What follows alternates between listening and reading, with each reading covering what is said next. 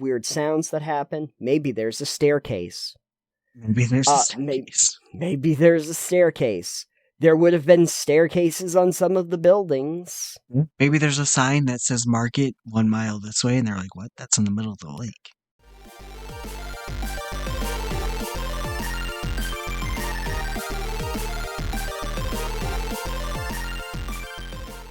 I'm going to tell you about another urban legend that is really not an urban legend. I don't know why it's even classified as Just a story, I guess. It's just a story, but it's a very real one. And I wanted to talk about it so that we can discuss the idea of hidden history of unassuming places.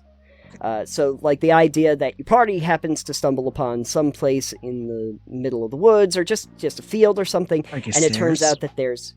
Yes, exactly. But it doesn't look like there's anything odd, but it turns out that there's actually a long and maybe very strange or creepy or weird history that there is right under their feet.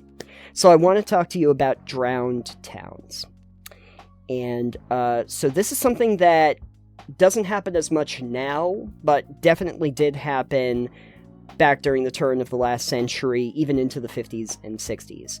And it's the phenomenon of basically flooding a town to make way for a reservoir, a dam, a lake, something that you're putting in.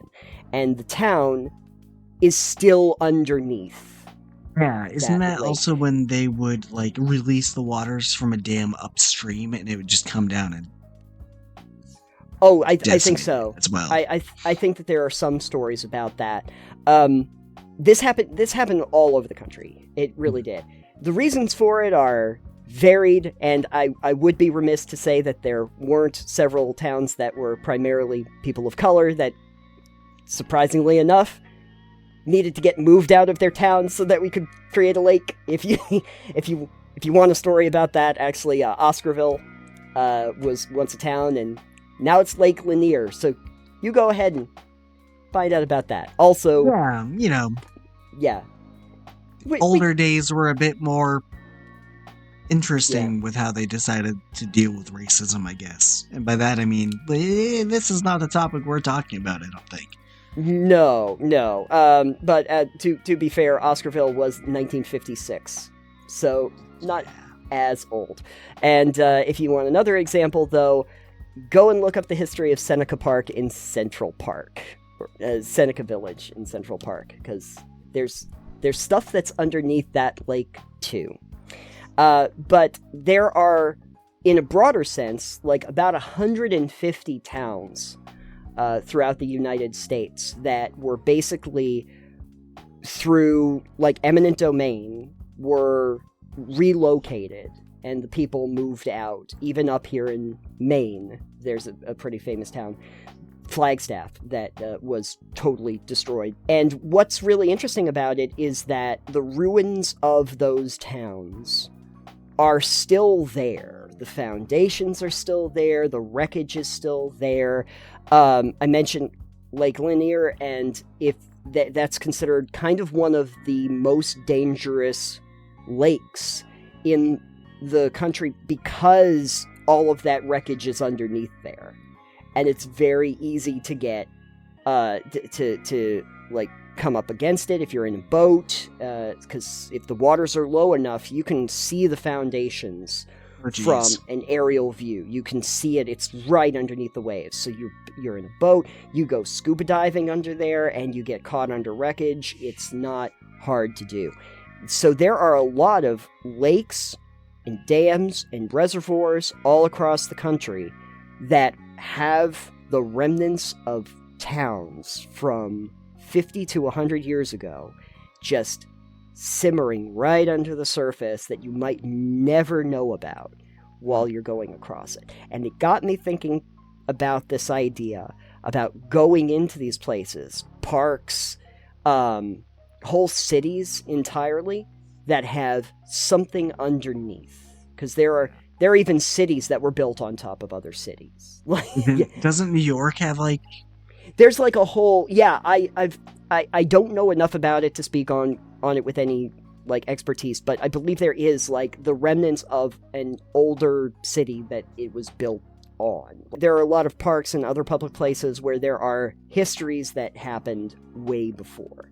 So you get the Futurama vibes of going to New York and then going underneath to the ruins of old New York. Yeah, exactly. And so what I'm thinking about is you have your party and they go into just an area or a field, or they go to a lake or an ocean side without realizing that there is something that is just under the surface that they don't see. Because, as you can imagine, in a lot of these places where there were the drowned towns, there are also stories about ghosts, and there are also stories about hauntings that happened right there. And because of that, I think that there's a very interesting story that you could tell in one of a variety of ways to give your players something really unique as a questline, as a storyline to discuss that. And so I'm trying to figure out, like, what setting would we want to do this in? Obviously, I'm talking about the idea of lakes. Lakes are a really interesting setting for stuff like this because, like, you go to the ocean, you go to any, like, a sea, saltwater bodies, they're big and they're imposing. Lakes are very, like, still most of the time. Yeah. They're enclosed areas that might be pretty deep, but they're also small enough that you can kind of wrap your head around it. You can kind of see how big, unless you're talking about, like, the Great Lakes. But, like, most lakes, you can really see, you can comprehend the size and the depth of it. Kind of, even here, Lake Winnipesaukee is pretty big. You can't see end to end of that. But you could, on a day trip, go across it. You can take a tour across Lake Winnipesaukee to and back, and it doesn't take you all day to do. It's not that large, but it's large enough that you can see the scale of it, So it's manageable. On Lake Winnipesaukee, too, there are, like, individual islands that have whole histories to themselves, and, like, definitely, that nobody would really know unless they tell you when you're on a trip or something like that. But the histories behind that are really interesting for the outsider who comes in and knows nothing about it. Most people that visit, like, Central Park wouldn't know about the history of, like, Seneca Village unless there was, like, literally a monument that tells the story of Seneca Village, like, in Central Park. Without that there, most people wouldn't have even thought about it. And there would be no reason to think about it. You can't see it. You can't see the remnants of Seneca Village. My thinking was, we have a story, the party gets to just a lake, a pond, a reservoir, something. And something odd happens. It's very unassuming. You're going to stop there for the night. It's a great place for parties to naturally say, we're going to stop and rest here. It's right near source water. Yeah, exactly. It's a nice source of water. It's a clear area, usually pretty lush because the water's there. So, okay, we go and we stop. You can do a lot with this now. Mm-hmm. You can do a lot with this as a story. Because maybe they have weird dreams. Maybe ghosts are in the night. Weird sounds that happen. Maybe there's a staircase. Maybe there's a staircase. Maybe there's a staircase. There would have been staircases on some of the buildings. Maybe there's a sign that says market 1 mile this way, and they're like, what? That's in the middle of the lake. You could have a story where people really do drown in that. Yeah. Most of the time, the actual history of this was where they would basically pay people to move off of their land and relocate. But there were people that were stubborn enough that said, "No, I don't want to leave my home, because why would you want to?" And would have stayed there right up until the end, until their house washes away. And so there's definitely a story about the people that maybe completely unassumingly or unexpectedly end up washed out in this and want answers, want peace from what happened to them. think it'd be really interesting to have, like, in the middle of this lake, have, like, the upper parts of a church spire. Yes. Yes. So that, like, in the middle of the lake, you're just sitting there, like, is that, like, a church spire? Like a monument in the middle of the lake? It looks like a monument, but you get, maybe take a rowboat out there and you go, oh my god, it's a whole church. Yeah. Yeah. And you go, oh, there's a whole town underneath here. There's a whole town. The thing that it reminded me of from a video game, though, is I don't know if you got to that part, but in Cyberpunk 2077, there is a section where you can go diving with Judy, and you go to the lake that's there, and you can go through the old remnants of what was there before Night City, and there is an actual, like, town that you visit underneath there. It got me thinking about that. We can get to that part now. Oh, too bad. That's neat, though. That's an interesting part of the thing. But I like the notion of being able to take something that seems very calm and very unassuming, as generally a lot of great horror stories start. This very normal thing, and then it turns out no, there isn't something. There is also the possibility too that your party does not ever really know what happened there, or but one thing I think is really interesting is that if you provide a story like this where there is an actual haunting, there is an actual story, something paranormal, phenomenal that happens there, will it encourage the party to start thinking about all the roads that they travel down after that, all the lakes that they visit after that, the field, these open areas, these places that they never thought there was anything before, that there is this hidden history that lives right underneath the surface of every place that they could stumble upon. Why is there just a field here? Out in the middle of nowhere with no For trees. instance, another one could be you're on the road and you come across this particularly very lush section of the road goes through this area, and this area is just very lush. And perhaps what happened was there was a town there that burnt to the ground. And it took decades for it to regrow. But, like, there's now ruins and bits and bobs and things, like, made of stone, for instance, that didn't get burnt up. Like a well. Maybe they come across just a well in the middle of this. That's kind of now decades of rain and washing the soot away from the fires. It looks just kind of blackened and streaked with the soot running off it, but not, like, completely gone. And then, you know, again, ruins of buildings, foundations, and things like that, but you don't notice it from the road. You're just like, wow, there's just this lush, overgrown forest right here where this town used to be. But then maybe they go out getting firewood, and they're like, oh, there's staircases, there's buildings, there's hollowed out shells, and you know, stuff like that. Yes.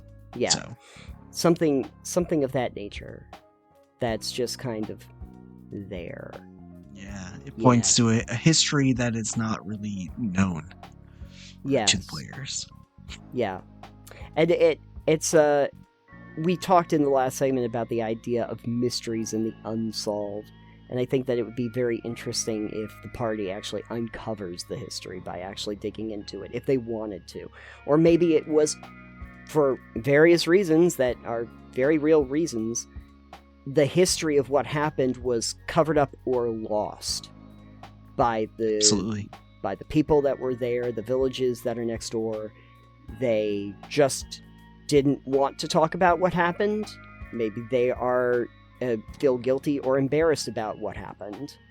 Or it's just been gone forever and no one ever knew in the first place. Yep. And that there's a real mystery to uncover in similar fashion to how we uncover these mysteries now. I don't think most people would have even really thought much about drowned towns until people started really investigating them and looking at them and recording and logging them in and why they happened in the first place. Even from like in-game perspective too, like they could come across this burned out town, or this town buried in a lake, and just be like, all right, well, we don't really know what's going on. Maybe we'll ask somebody at the next town we get to if they knew anything about it. But, asking someone young might not do anything if you have to find someone old enough to have been alive during it. I mentioned Flagstaff, and they actually did interview several years ago when they started talking about that. Someone who did live in that town. So it's recent enough that you actually have survivors from that can sit there and talk about it and say what the town was like, look at pictures of it. But if it's long enough back, if it's far enough back, you might not have that. You might just not have that available to you.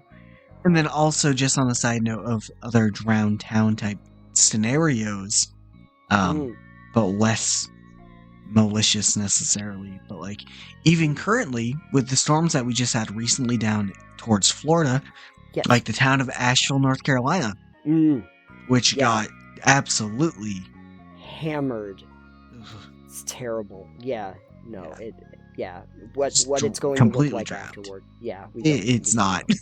Yeah, unfortunately. But we're in an era where, like, we've recorded it pretty well, but there's not necessarily, like, back in the day when we didn't have mass media apparatuses to report this stuff or to look into it as quickly as we did.